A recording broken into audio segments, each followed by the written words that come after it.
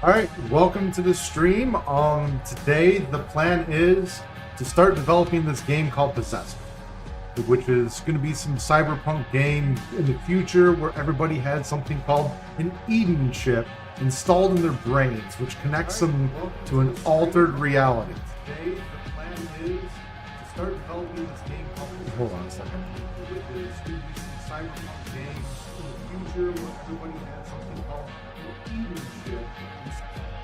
Alright, so I was totally messing up there, and it was connecting to the stream because this is my first video, and I don't know what the hell I'm doing. So here's the learning. But anyway, so you have this Eden chip in your head, and this is altered reality chip. Every perception you have, every feel, the way you touch, what you look like, what you see in the world, the taste, flavor of food, all that is controlled by this altered reality chip. And all the corporations have really played into this. They profit off of this, selling you basically your avatar of what you're going to look like in the world, selling you the flavor of your favorite foods, and it's all on subscription based. You pay for it.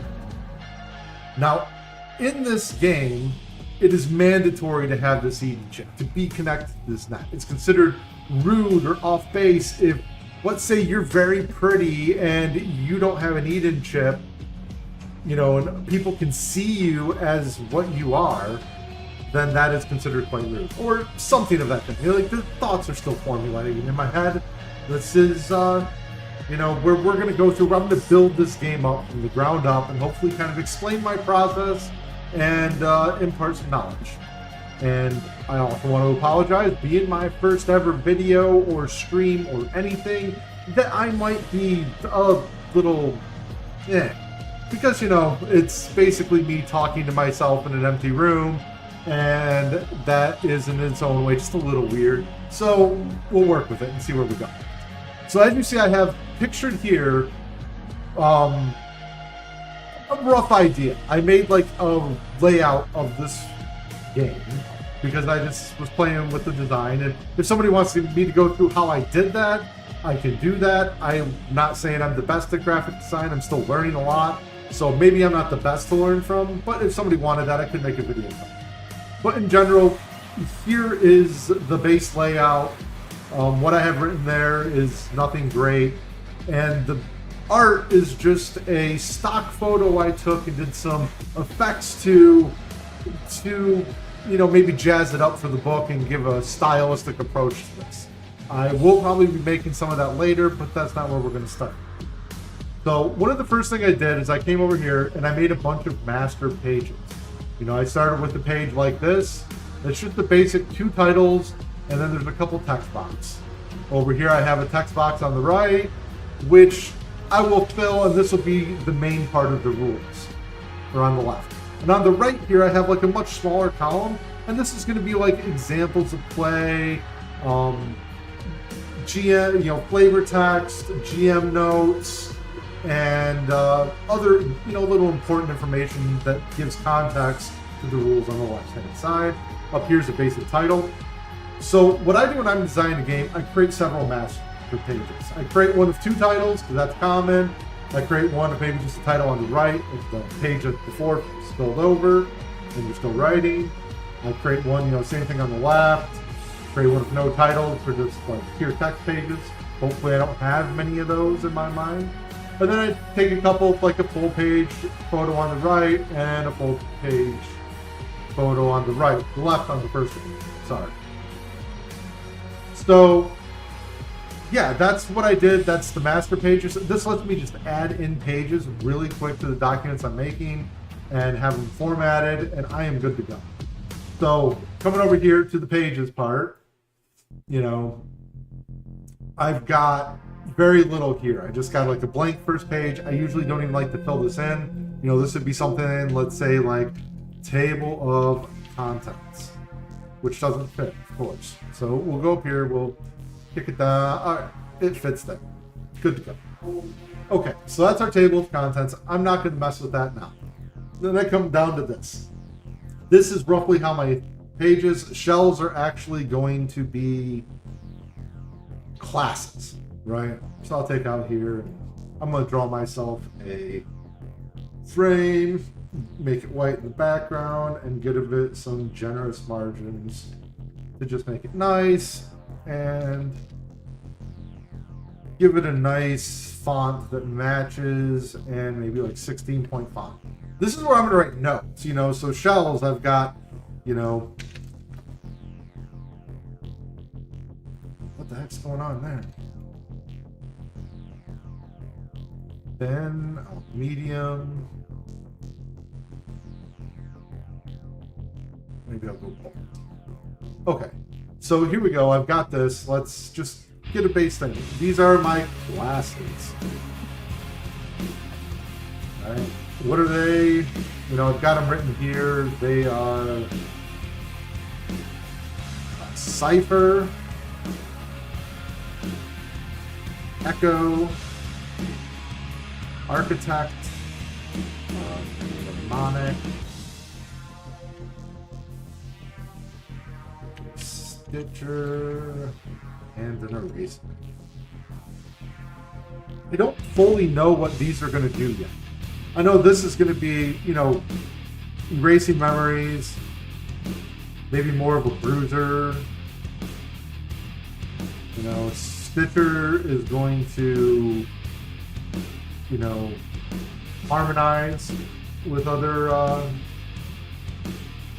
harmonize with the subjects, the people that you're. I'm not sure where these go.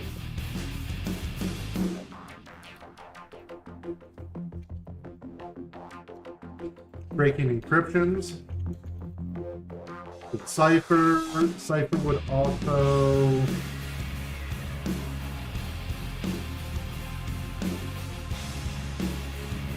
decode, find information. Echo is going to be, this is going to be the harmonizing with the subject. Harmonizing with the subject, disguising, hiding from antivirus. What the heck is going on with this bed? No.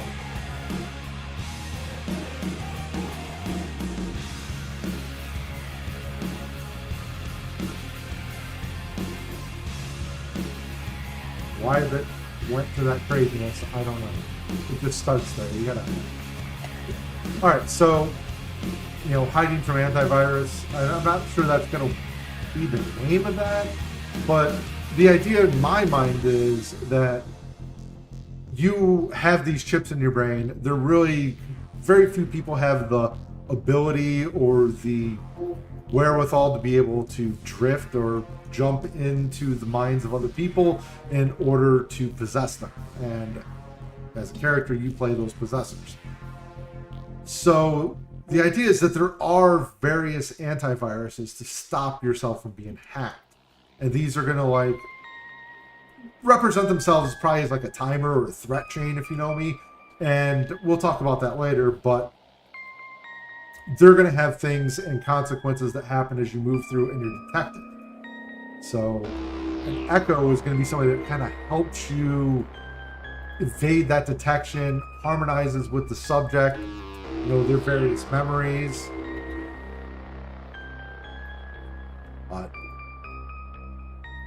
Architect is going to help build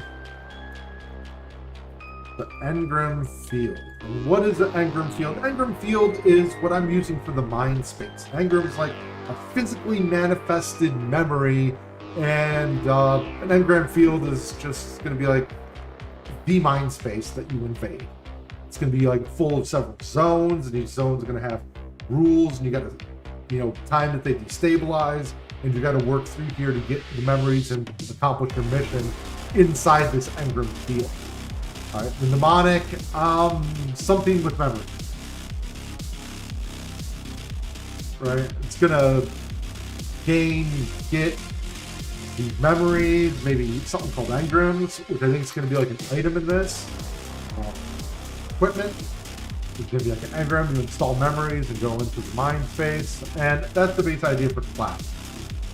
So now that we got that done, I'm going to take this and I'm going to add 2 pages. And I'm just going to add these, and I'm going to go over here. I'm going to set the master on the page to my master page, which has the 2 titles. And then I'm just going to go through here. I've got a bunch of things in my mind. One of the reasons I jumped on doing this earlier, I wasn't going to wait till my kids went back to school in September and start this whole thing.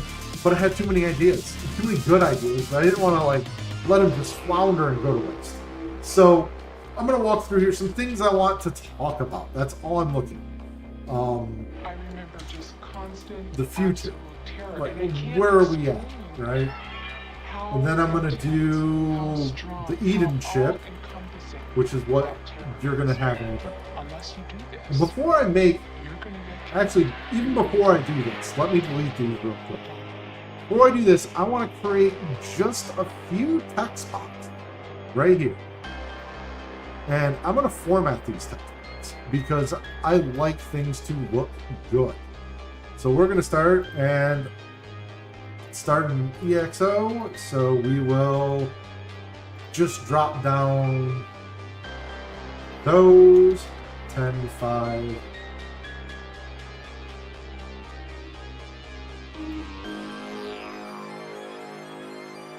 And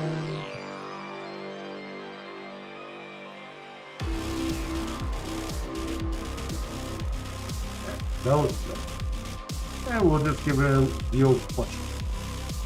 And then up here, I will basically just copy this to all the spaces. And then up here, I'm going to go to Orbitron.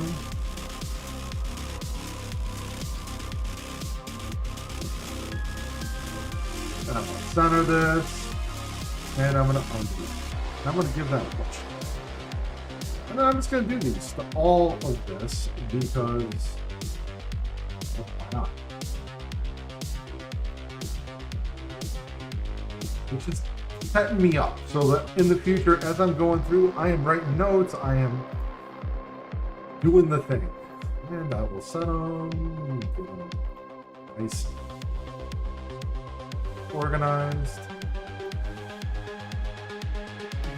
A little bit of chunky right here.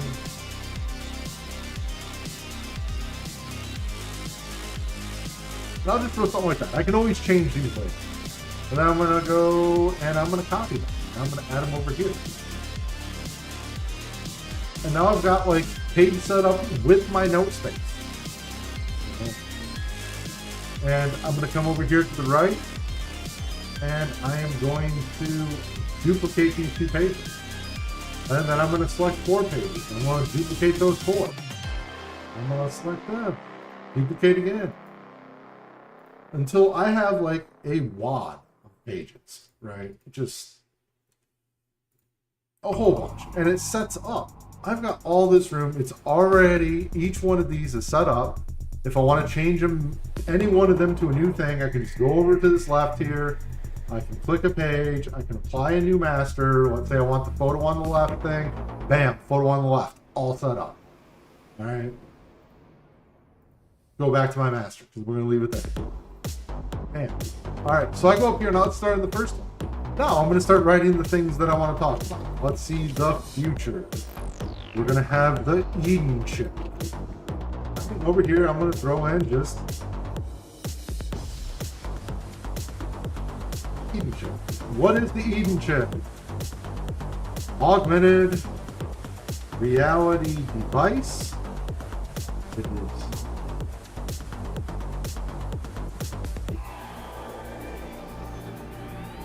Illegal to not have one. Have one. Changes every perception. And they are sold to the consumer. What else do we do? Illegal not to have one. Changes every perception. Sold to the consumer.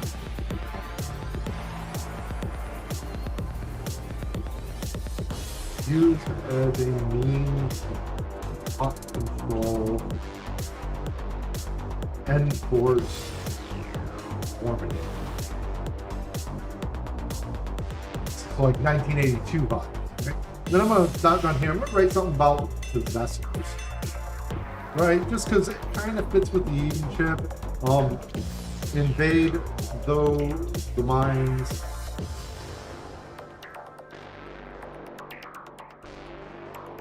of others.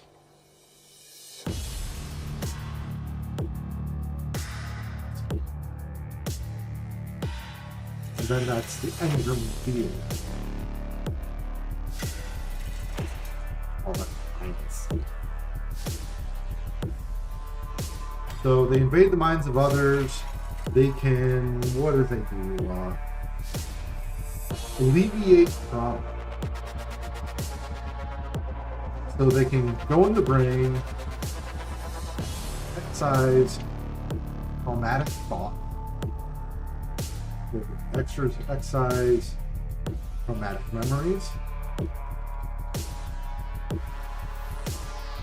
eliminate intrusive thoughts,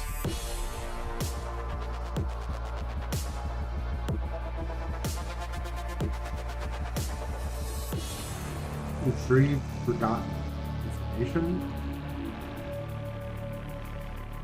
steal information, memories, and experiences, embrace thoughts,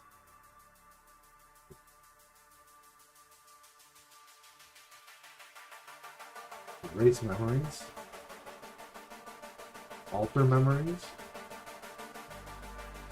And that's something about Stitchers. But I also just remembered, Stitchers here. I remember what they do. They alter memories.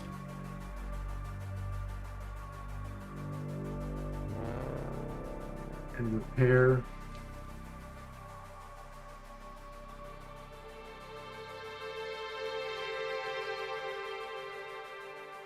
fun. Let's just call it that way. I'm stuck here because I'm trying to look for a term to. They're going to be able to kind of be like the healers and maybe help, the other possessors inside the mind space, as well as aiding and repairing, disturbances or whatever that you're going to have inside the mind space. Now, remember, this is just ideas in my head, building it up. All right, future. I'm not going to get into that. I don't even know what I'm going to write for that. These might just reduce down to one page, but let's leave it there for now. All right, so this is going to be the basics, basic rules. I'm going to have action dice, if you haven't experienced it, it's a really cool dice system. It's going to be full of 6 dice. Die expended. 3 and 4 through 6 equals success. Only 1 needed. Expend successes. New gain +1 impact. So you get a pool of 6 dice. They're expended on a roll of 1 to 3. On a 4 to 6, it's a success. And you can expend your successes to gain impact. All right, I need to add something. The pool of D6, you can choose to roll 1 or more dice to attempt action or save. Okay. Okay, then you spend it. Maybe I should add to this. Here. When a die is expended, not attempt to action with 43 6 success, only 1, expend successes gain or regain. Expended dice Refresh.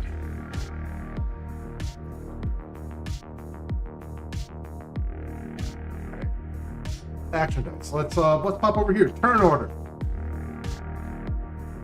All right. Enemies go first.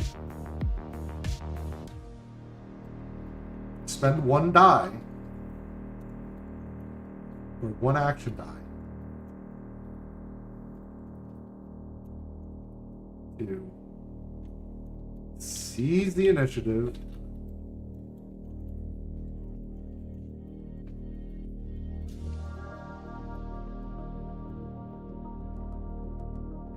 Spend 1 action die to seize the initiative. You do not roll this die.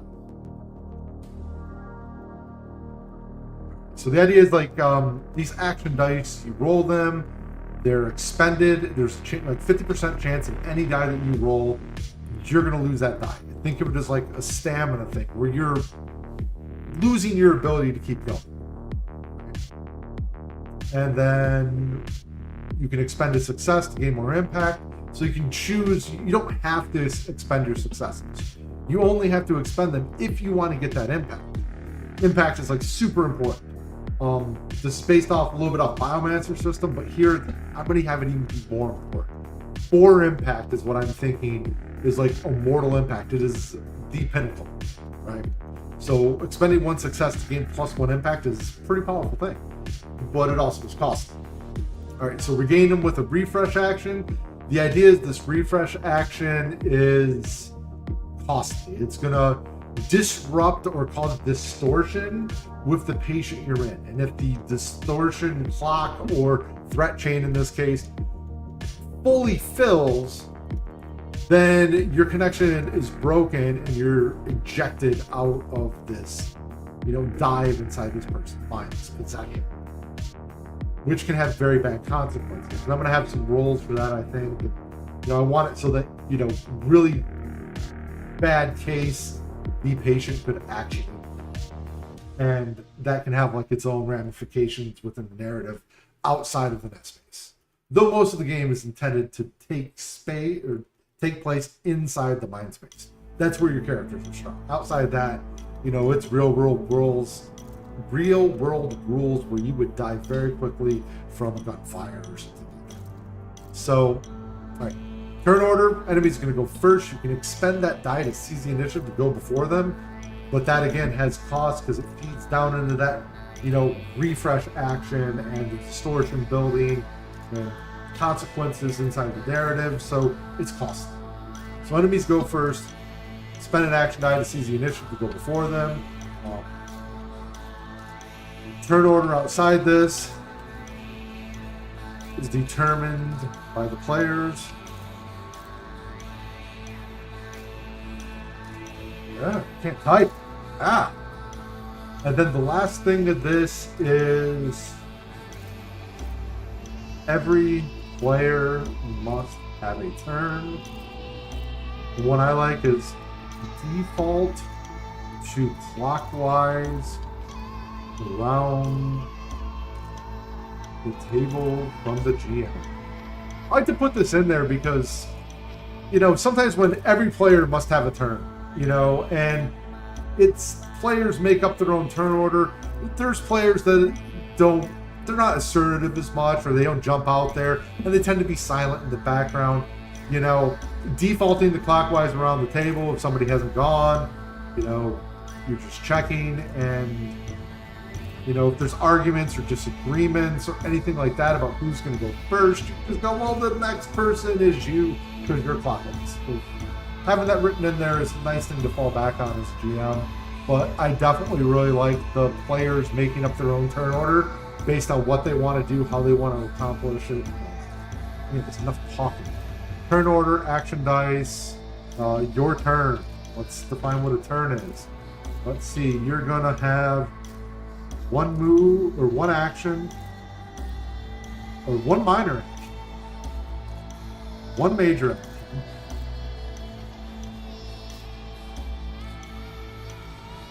and 1 refresh action. Right? So let's say minor action, we're going to find that as small movement between zones in the engram field. Like I said, I wanted to be very zone centric on this. I just have some ideas, but we'll get to it. I have some ideas. Move between zones in the engram field. Let's say activating a switch, disabling a lock, or activating a switch, using a key to unlock a lock, talking. You can activate a switch using the key to unlock a lock, or other small major actions. Anything you have to roll dice.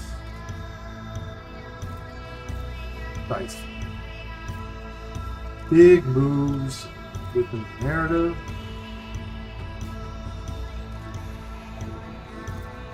Stuff like that. It's just the big stuff. And attacks.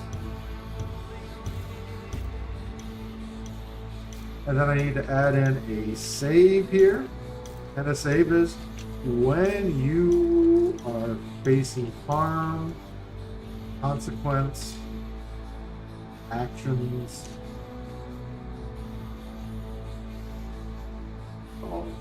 your foes, the engram field, etc. Alright, so you save when bad things are going to happen to your character. Actually, when bad things happen to your character. A reflex action at any time. You can gain, I'm going to say +1 distortion to refresh your dice. Uh-oh. So this one needs to be bigger, this one can be smaller.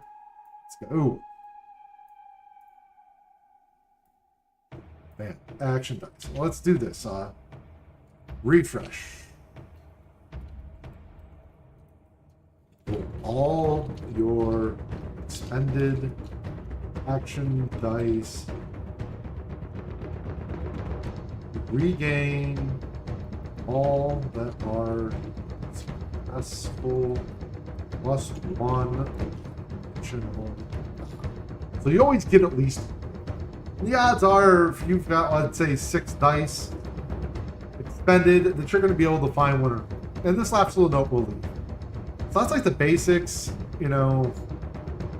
I don't think that's enough to describe it. I think we also need to include in here. Anyways, let's move on. You know, I've got shells. Let's see. Leaving the space there because I'm pretty sure that I'm going to have to use at least 2 spaces. Well, protocols. Right? What are protocols? What are they? These are the class features.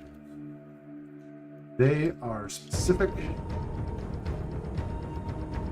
A class is good at or can do within.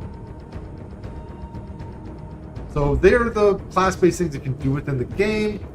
When you use them, they grant +1 bonus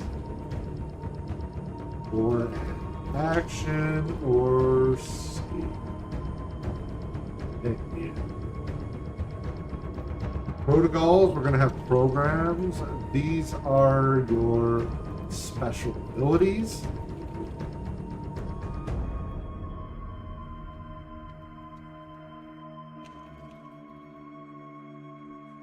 When activated, they automatically gain the +1 bonus die from your protocol. Or something like that. Or you have to do your protocol first to get them. I'll figure that out really right now. But these are your special abilities. You're going to use them to, you know, as like a bunch of major actions. Right? So protocols. Let's just put this down. You will have 3 protocols. You choose 6 at character creation. I like 6 because this is a D6 game, so I'm just going to have 6 for 6 different classes. That's 36 different protocols. That's a lot. New protocols can be learned. Old ones replaced. That allows a lot of customization as you go along. And a lot of my games, I like to have like some sort of diegetic means of gaining these abilities. So in this game, it's going to be, you're going to get stuff and extract memories and data and all that from these minds that you're invading, and have a means to process those or refine them into like new protocols, programs, and subsystems, right? So I'll even put that gained from refining, we call it engrams, right? And then or potentially purchased. All right. Special abilities. We're going to have 2 possible per protocol. 6 in total.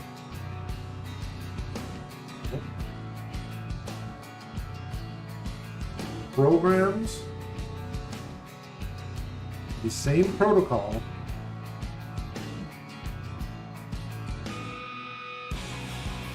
Can be used simultaneously, or it can be used together.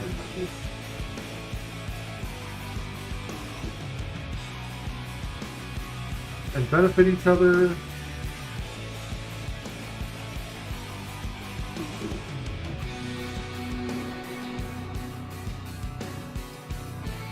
As long as it makes sense. And once we get into developing these programs and these protocols and things of that nature, we will see more, how this will work together. Because I'm not even 100% sure. Okay? So we got an idea of protocols. Those are special abilities. You can combine 2 special abilities together under a single protocol for like a very powerful move. And then each program is going to have something I want to call a subsystem. All right, what subsystems are they? What are they? These are going to be triggers and bonuses, or edges, or something.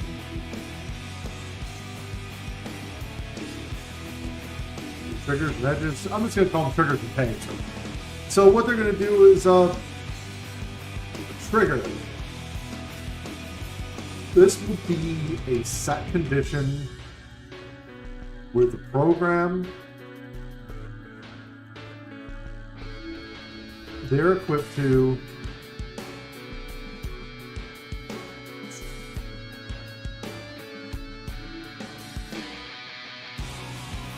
automatically execute.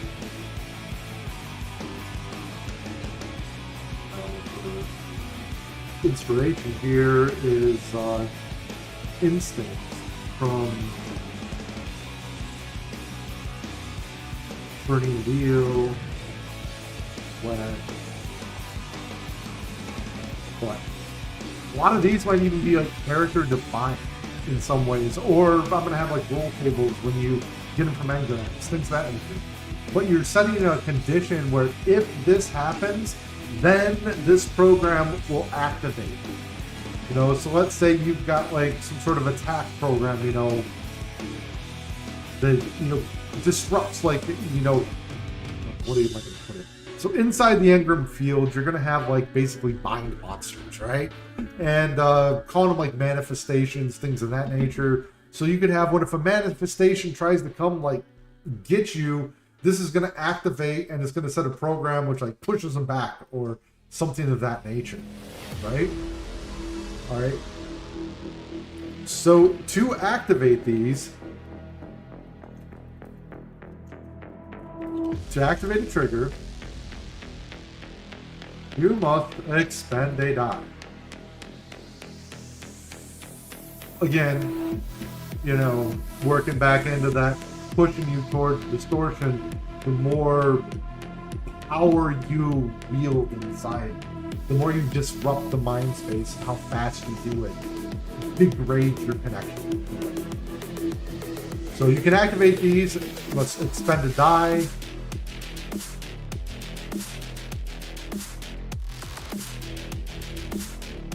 Yeah. So I'm thinking, you know, this could be stuff like Cleaving Strike or whatever. You can put this on a trigger, all right? I'm going to go ahead and write this here. Each program can have 2 subroutines. So you can get up to 4 of these activating on a single powerful action if you're really going crazy, which is a lot of power. If you get the right things and get some synergies going and all that, awesome. Now in this game, I already know in my head that the way you're going to advance is going to be diegetic. It's going to be what you collect and what you get, and a lot of that's going to be tied to random tables. This is because I love the progression inside various roguelike games where you go and like, here, look, you got this choice of 3 items. Which one do you take? And then trying to build a build out of that. It's great. And I think it has a lot of like legs long-term in the system. As you play, the longer you play, you're getting new options and new ways that you can build synergies and new ideas. And, it sounds really fun to me. So we're going to try it out, right? All right, so triggers and tags, 2 subroutines. There's one trigger. The tag is going to be something which adds impact.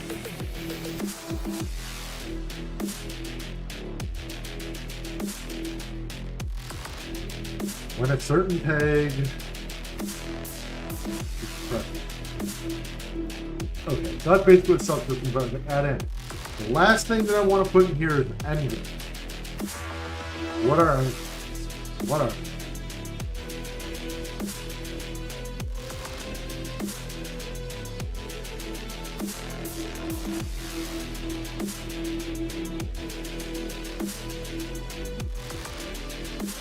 items,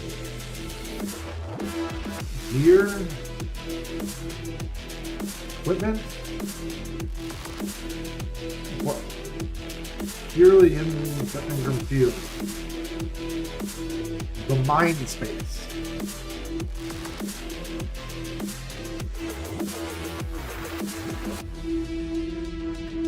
So my idea is, these are like harvested emotions. Harvested memories, emotions, experiences of the people whose mind you're invading. Copied or stolen. Sold for money. By AI. Protocols. Programs, subroutines.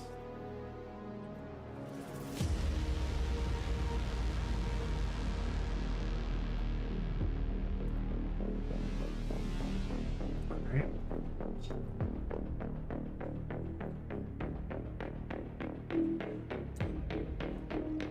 Alrighty, so that's mostly what an engram is. We're gonna want something on the engram field here.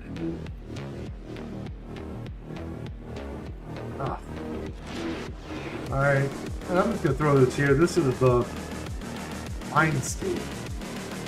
Oh no.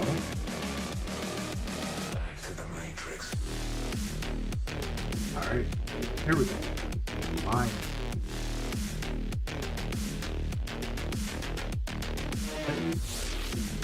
Mindscape. Divided into a number of different missions.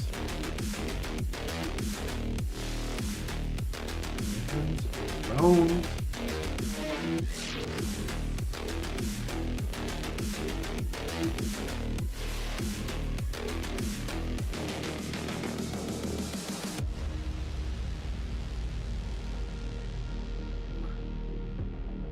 don't know what else to put here quite yet.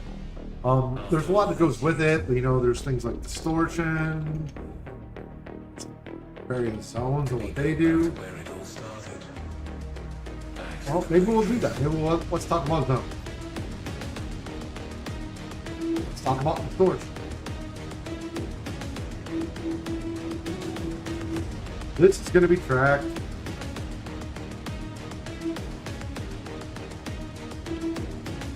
The threat chain. And for those of you who don't know what that is, it's just a bunch of stuff. You know, you get like a few boxes.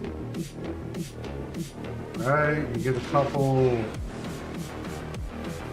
circles.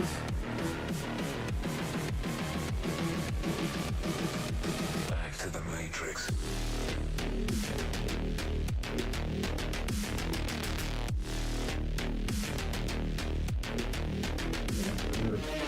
And then maybe like a song.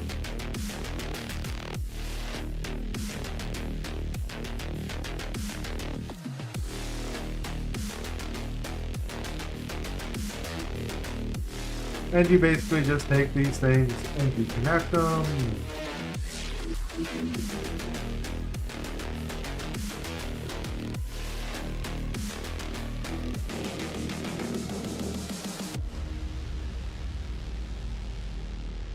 Alright. So the basic idea of a threat chain is you get like several of these different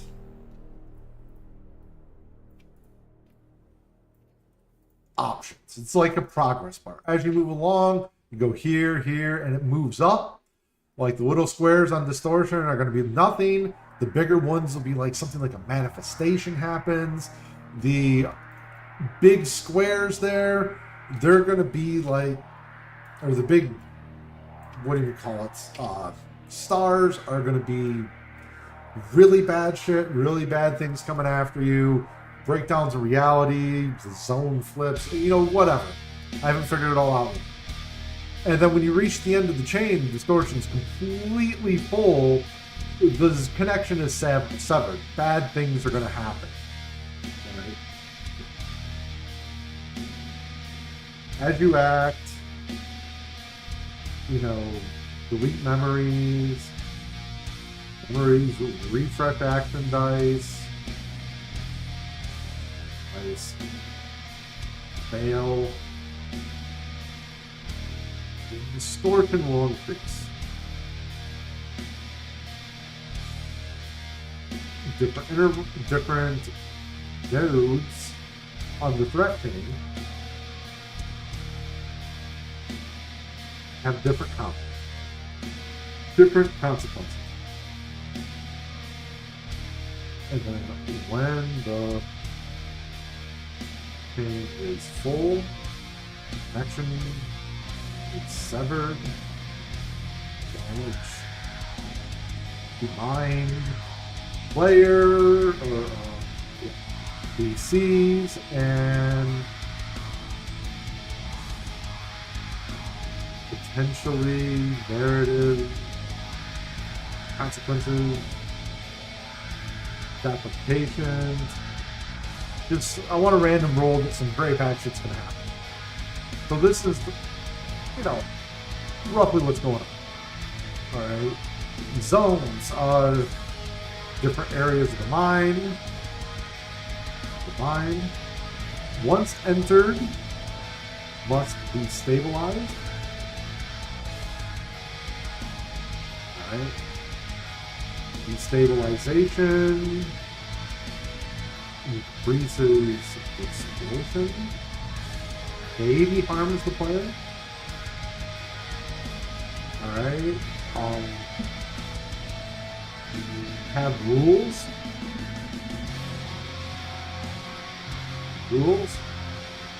Various conditions. Restrictions that, if broken, cause distortion.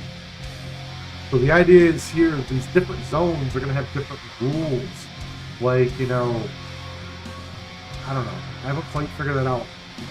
But just a wide variety of different rules that you could have or put on the encounter to restrict it, you know, like no jumping, you know, you can't be seen, or, you know, don't let X catch you and there's this slow moving thing and this, you know, chasing you around, or something like that. Like there's going to be it's situational stuff the GM can throw in there to just kind of make the encounter in that zone different, messed up, and give like certain classes a benefit.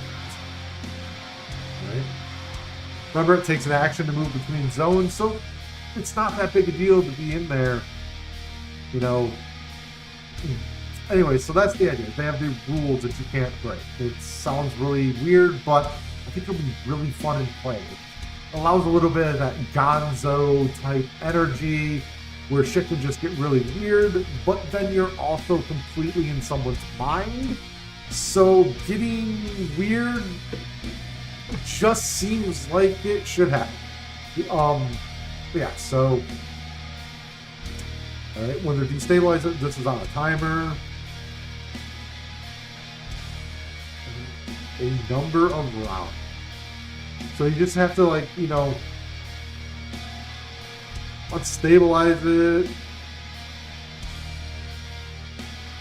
Actions, you know, stuff like that. And then on top of it, locks and keys. Now I'm going to actually write that over here. Well, I'm actually going to skip. I think I'll need 2 for engram fields, you know, zones, whatever. Locks and keys. So the idea is, what? All right. Certain zones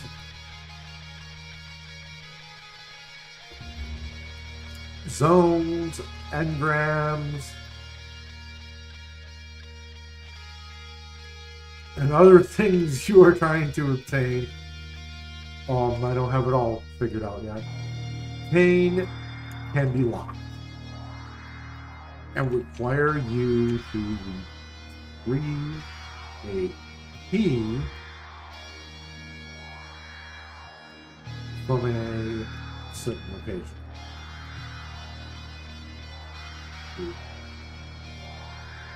Unlock.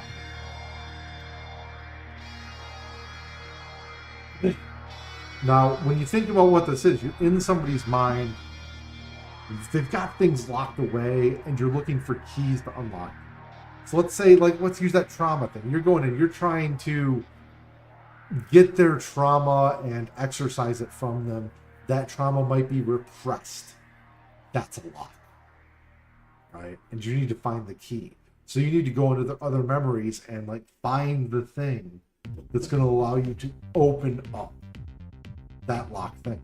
Now, this to me lets the GM design some very interesting encounters where you've got it and you're designing these psychological things that are going on in your patients, and they're gathering the keys, the things that unlock and allow them to access the trauma and get rid of it.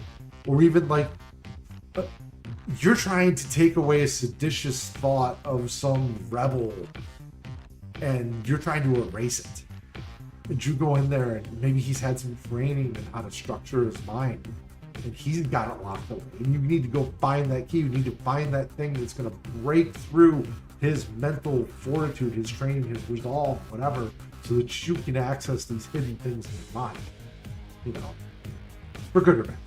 Like with possessors, it's very often you're framed as bad. You can be good, but there's a whole lot of pressure for possessors to take jobs that work for the authority.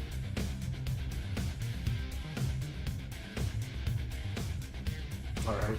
So the idea is too that there's going to be chances for rebellion and getting away from that, but that's all later. There's going to be key things. I haven't got there yet. So I know I want locks and keys. Okay. Another one I want is manifestation. This is going to what?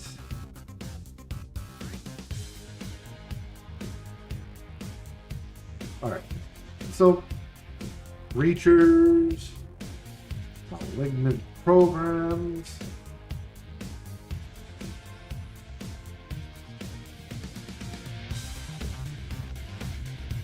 exploited programs, creatures,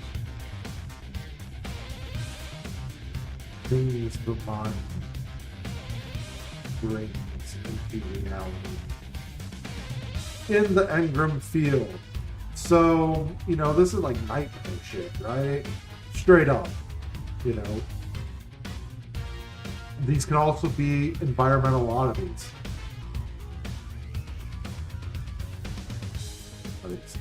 Think of crazy green space. You know, with the world itself,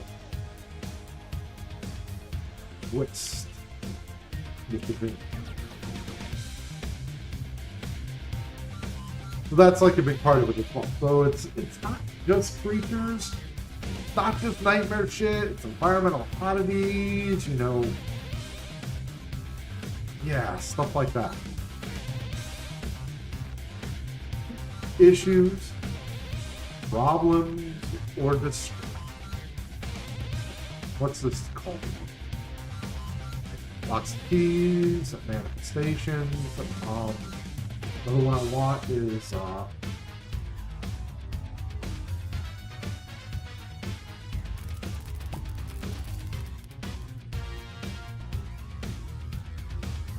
Rift.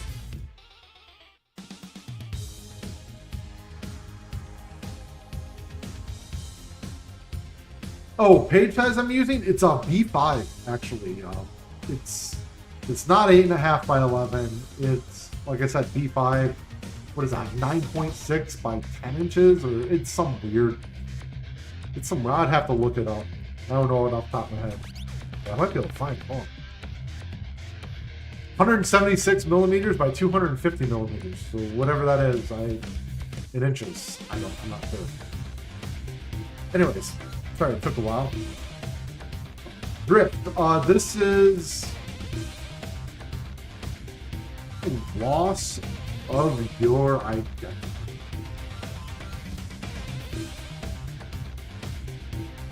Maybe I call this identity. Right. Loss of your identity. Cause from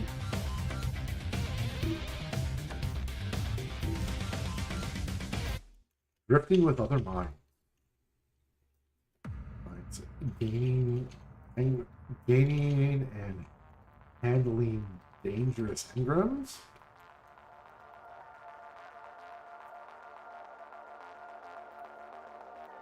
Using them. Right.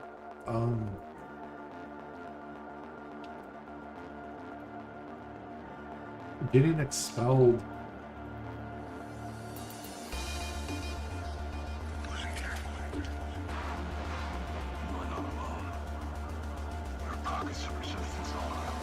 Getting expelled from the drift that you start. So you're invading this mind, enough bad shit happens, you get kicked out, it twists your brain a little. You know, there's like engrams, which again are like the weird items, you know, but also the memories. And sometimes as you use them, they twist you, they can invade you. You start thinking they're your memories, and that's the drift. Right? It's the loss of your identity. So that's like, in my mind, outside of like you got the gunfight in the real world and shot to death, which is not, you're not supposed to do much in the real world in this game. Outside of that, identity drift is going to be what causes permanent character death. Because getting kicked out of a mind for distortion is not a big deal. Disturbances. Harm. The disturbance in this is like an injury. Injury you take. It can cause injury you take while in the engram field. I basically said it all. Not sure how many you're going to have.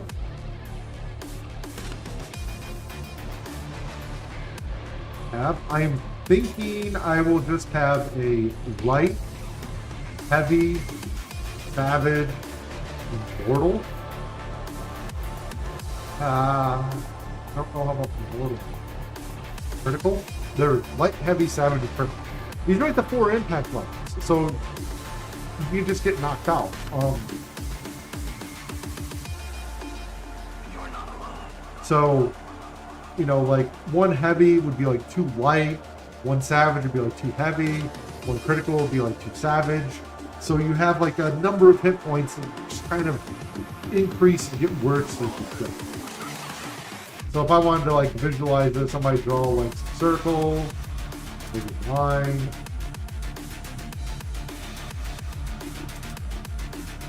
Give it a fill, the anal.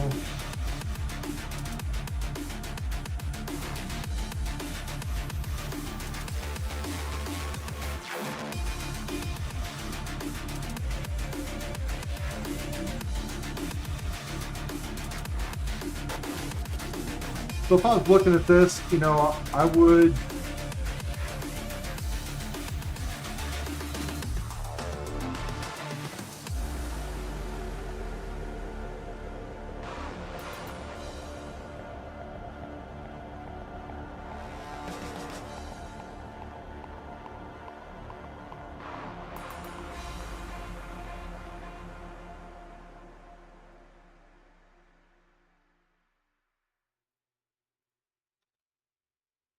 everything gotta work against me. Part of using the program. So yeah, like light.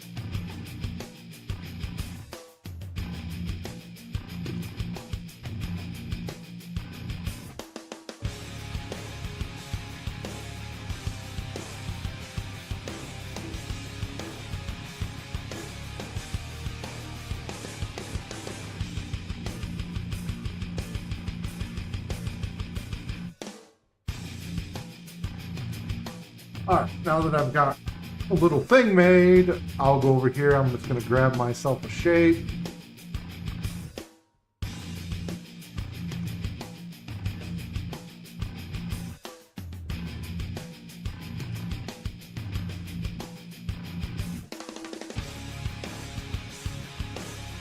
So I got this. So, well, let's say I take a light wound. Man, take a light wound. If I take a second light wound, it upgrades to a heavy. Alright, let's say I take another light wound. Bam. Let's say I take a critical wound. Alright. If I take another wound, it's light. That light upgrades to a heavy, clearing this one. Upgrades to a savage, clearing this one. And then eventually, once you take, let's say I took another savage, and it moved up to critical, death. So you're kicked out of the program. Can reconnect to the program. Off distortion. What? I don't know. Regain 1 critical wound, maybe?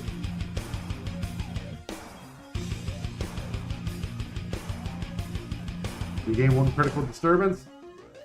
Unreasonable? Alright, but that's the idea, disturbances, you know,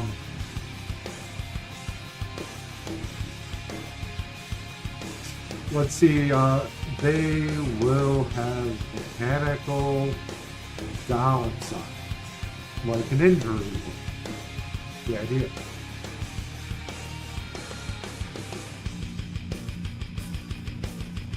Drift, distortion, zone.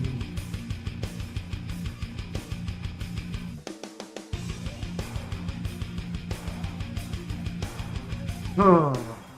I don't know. What else do I got?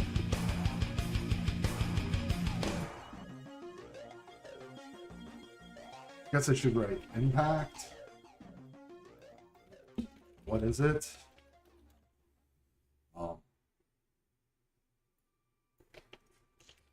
Damage / effort / well, just your impact within the narrative with an action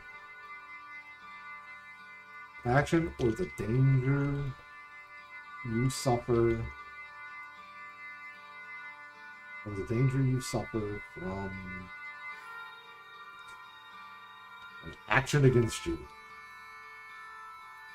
Wording is terrible, but that's why I'm using this in note boxes, so I don't have to worry about it. But yeah, I'll get to that in a minute. Right, so that's basically what impact is. The amount of impact corresponds to the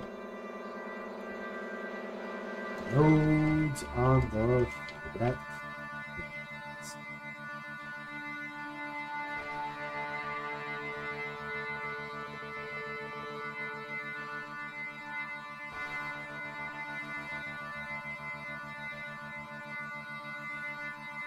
That was weird.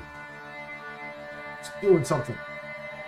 Alright. The amount of impact corresponds to the nodes on the threading chain. 1 impact equals light node. 2 impact equals heavy node. 3 impact equals savage node. 4 impact equals critical. It is very much a 1-to-1. Engrams. Wanted to add something to this. I was remembering it. Now I'm trying to remember it again and having trouble. Sold for money. Items gain equipment. Tags. Tags allow you to use them or utilize their abilities against those tags with some actions. Let's say elements.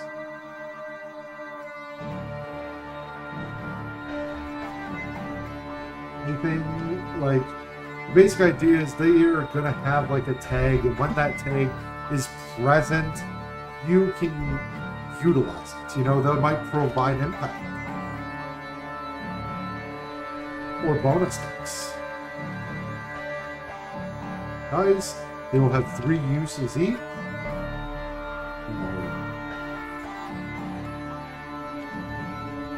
They degrade with each use. Use 3 uses each before they are gone. Alright. So yeah, that's the rough idea. So with the engrams, they're taking a little inspiration from like the cipher system. You know, other like consumable systems that have consumable goods that go away fast. This means that they can be really kind of awesome, badass, whatever. One of our things might... Alright.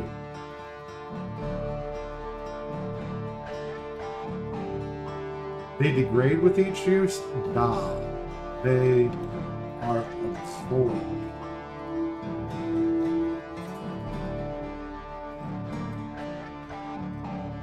With each use. Once fully absorbed, they become part of the possessor.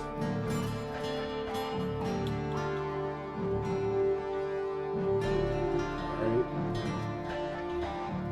And no longer be used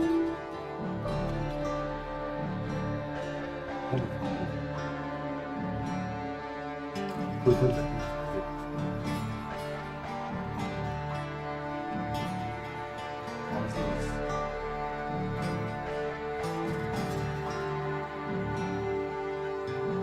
I'm just gonna say comes into play with identity.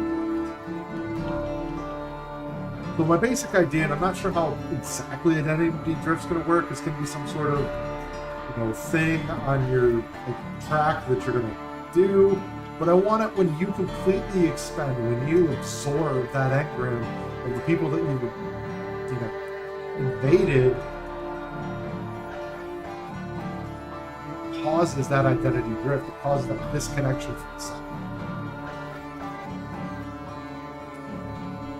That's pretty much it. Alright, anything else I would really feel like I need to add? I feel like I got a pretty good setup. A good idea of what I need to get in here and write. And talking, and tired of hearing my old voice. I think I'm going to get out of here. For those of you who stopped in, thank you. And for those of you who see this in the future, I hope you enjoy it. And I plan on making more and hopefully get better at talking to myself. All right. Well, thank you.